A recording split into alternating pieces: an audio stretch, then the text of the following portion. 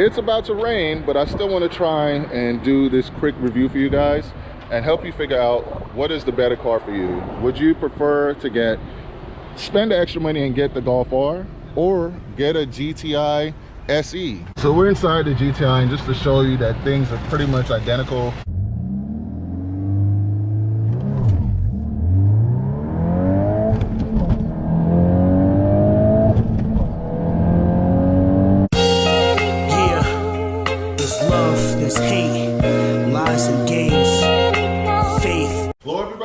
Welcome back to the channel, and today's video is going to be pretty much anyone that's cross shopping GTI with a Golf R. So I want to help you guys pretty much figure out, is it worth it spending the extra money to go from a GTI up to a Golf R? Because I did it. Like, you know, I bought 2 GTIs within a short amount of time, and eventually ended up trading in the second GTI for the Golf R. Now, after having done it, I'll be honest with you guys, I try to always keep it real with you guys on the channel.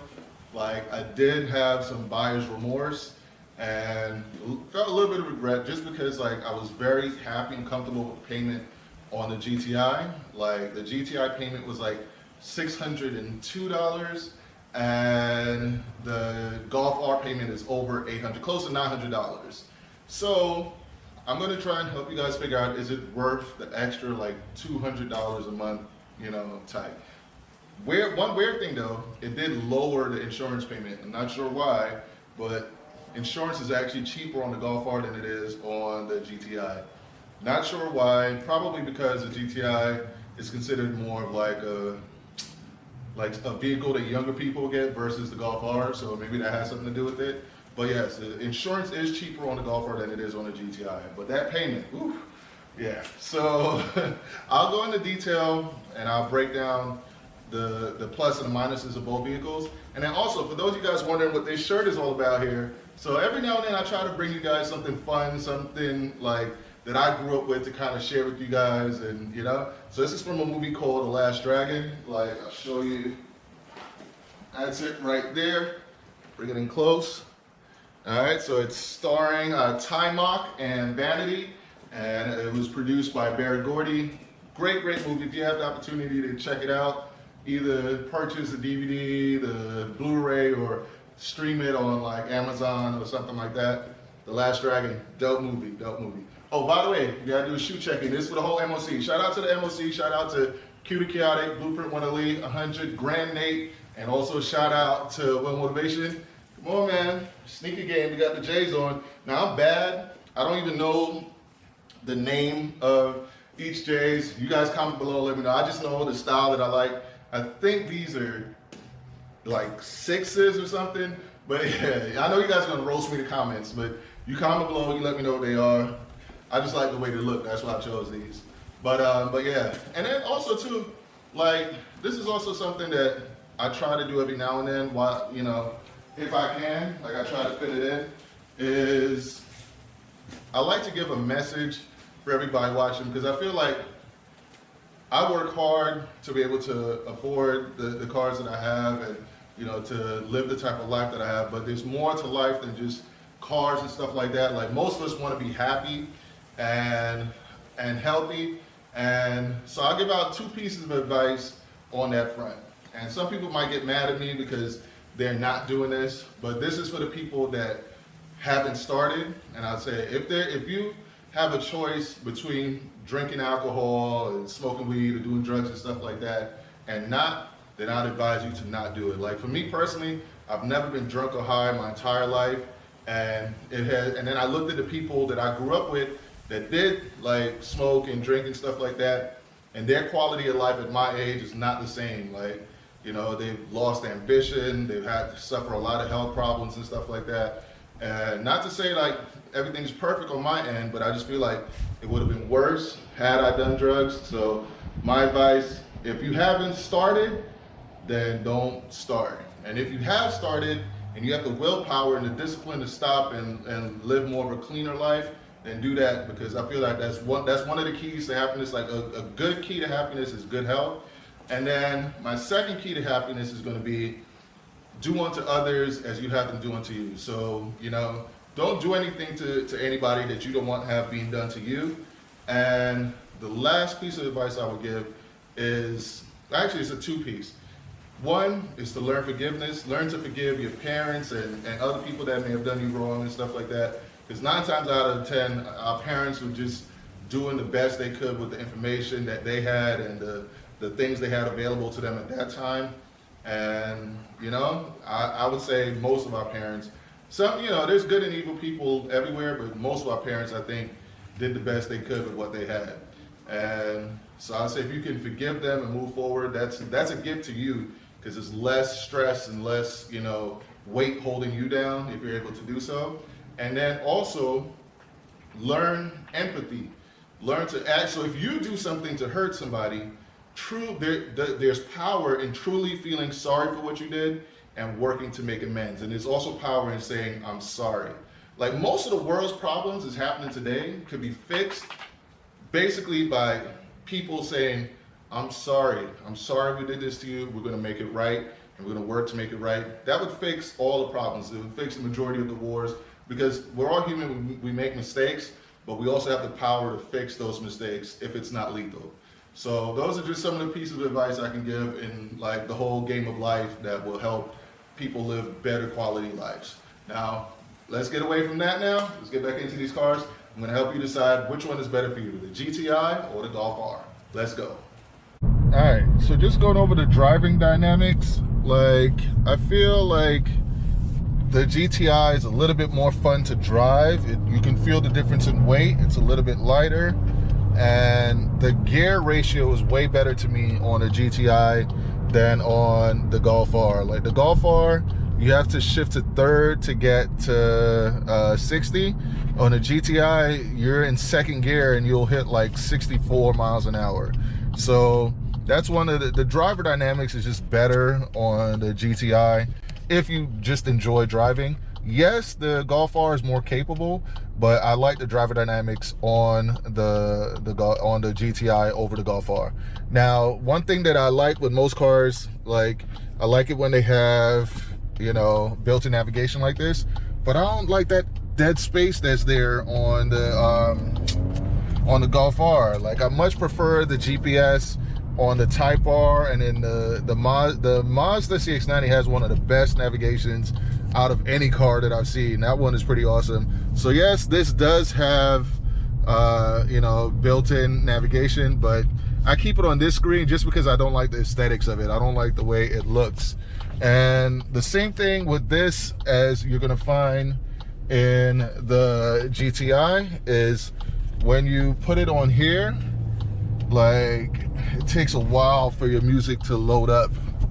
So yeah, so it says sorry, there's no files available, and it does show the music playing here on the inside because I set it to show it inside there, so you can see, you know, the song is playing there, but it does not have it on this side. It's going to take a while, then eventually it will upload and show.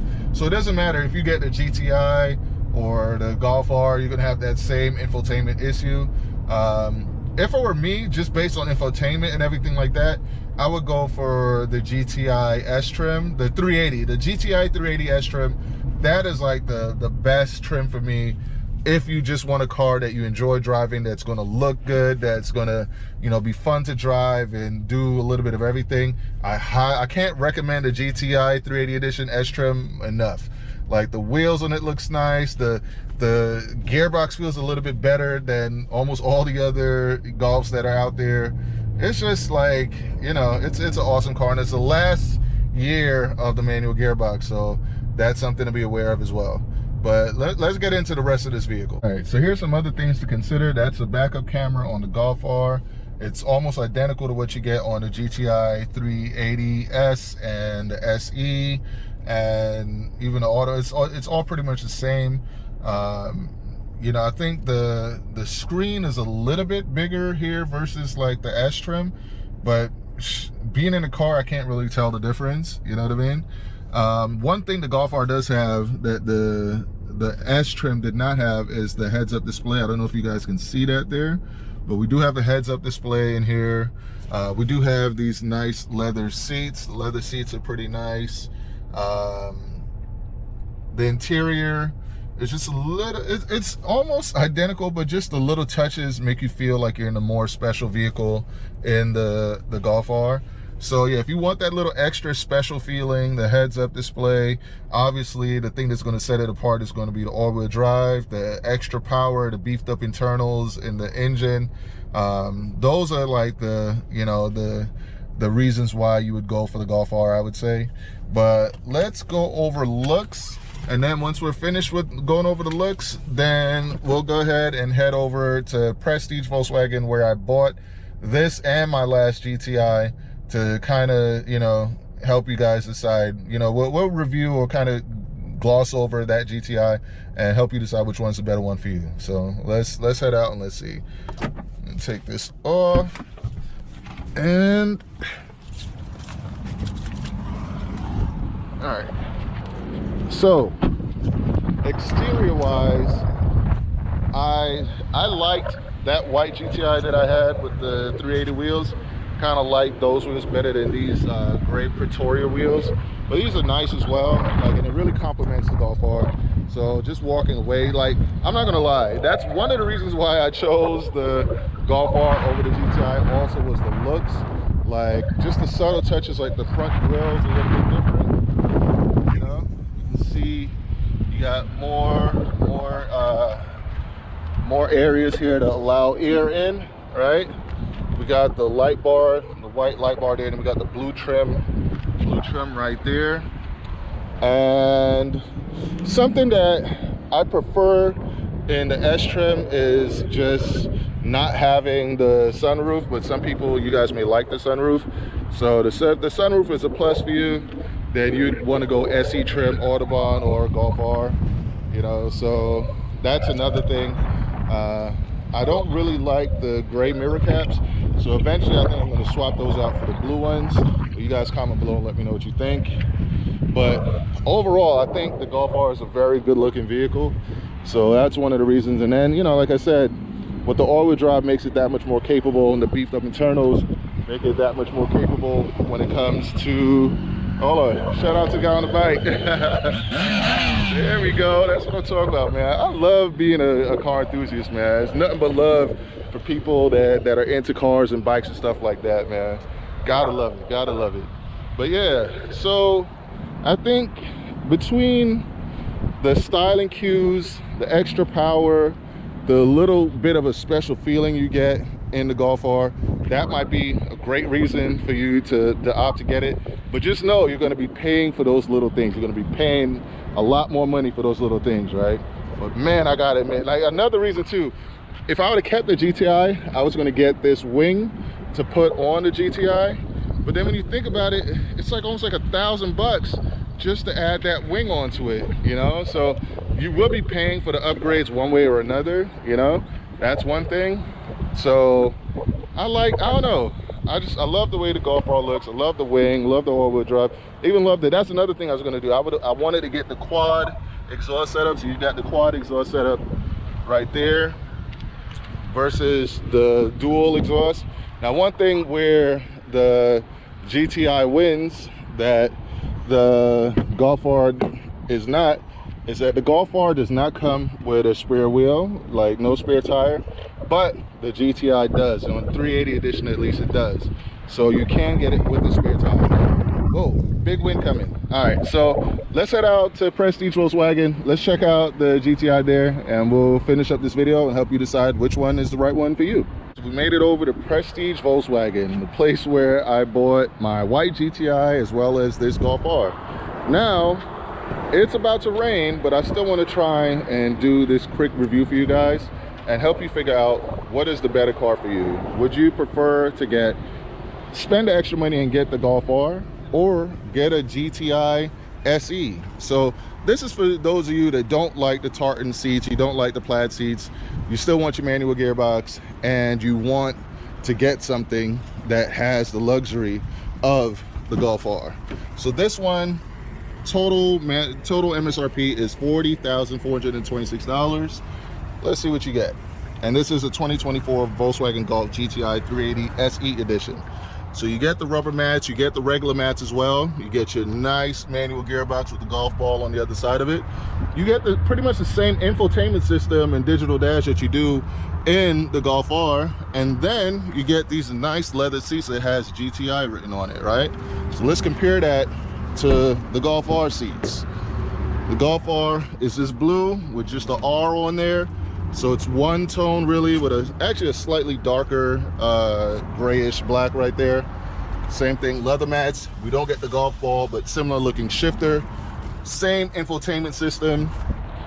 And I would say the biggest difference, it's going to be the all-wheel drive and extra power you get from the Golf R.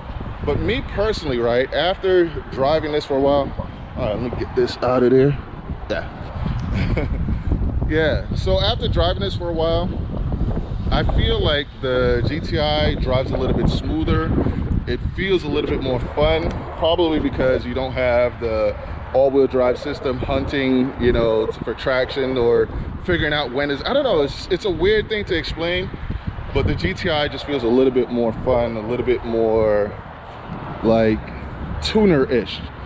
The Golf R feels like it's a weapon. It feels like, okay, if you want to win some races, you want to do dig races and stuff like that, the Golf R will not disappoint. Another thing to keep in mind, 2024 is the last year of the manual gearbox for these cars. So, you know, that's something to be aware of. So going forward, they're all going to be DSG, and the DSG might launch better on the GTI than it does with the manual gearbox. But look at the wheels on the Golf R, right? And you let me know which one you like better. That's the Golf R wheels. And then these are also Golf R wheels, but they were only on the 2023 anniversary editions. This is them on the GTIs, the 380 edition. So those are the 380 wheels. I think the 380 wheels looks better, in my opinion, but just a little bit subtle styling cues, right? Then you go into the GTI, iconic name brand. It's been around for like 50 years. You got the red for the GTI. And then you got the blue for the Golf R. So something else to be aware of. On our Golf R, we do get the heads-up display. You can see right there. On this SE trim, there is no heads-up display, but I believe you can get it on the Autobahn. We both get sunroofs right there. All right, so we both get the sunroof. There's so much similarities. I think the biggest difference is going to be the price. So MSRP on the Golf Rs are going to be like $48,000. Out the door, you're probably looking at closer to like 55, 56, 57,000 pretty much, you know. And on a GTI, you can get an S trim, which I believe that's the best one to get out of these. If you can get the regular S trim with the tartan seats, you know, those plaid seats are iconic. Plus you get the physical volume knobs, so I know a lot of people are going to like that. I would go for the S trim 380 edition. That to me is the best trim to get with the GTI, and you can get those at like 32,000. You can get those 32 and be out the door at like 35,000. You know what I mean? But if you want a little bit more technology and stuff like that, I would say go SE or go Autobahn. Actually, you know what? I wouldn't even say go. If you're going to go Autobahn, then you might as well get the Golf R because they're closely related price-wise. The only difference is if you still want the pure driving experience of that front-wheel drive, because it is a more pure driving experience when you go with the GTI. I think the Golf R is more capable, but the GTI is just a little bit better. Now, as far as like pure driving experience, another thing too, the wing on the Golf R, it's better looking to me, in my opinion, than on the GTI. This is the wing here on the GTI. Some people may like this, but I don't know, I kind of prefer the raised wing of the Golf R. It just makes it stands out a little bit more. Another thing too is on the GTI, you got the twin exhaust versus on the Golf R, you got the quad exhaust. So you got the quad exhaust, and they both sound pretty good. So they're not like bad sounding cars.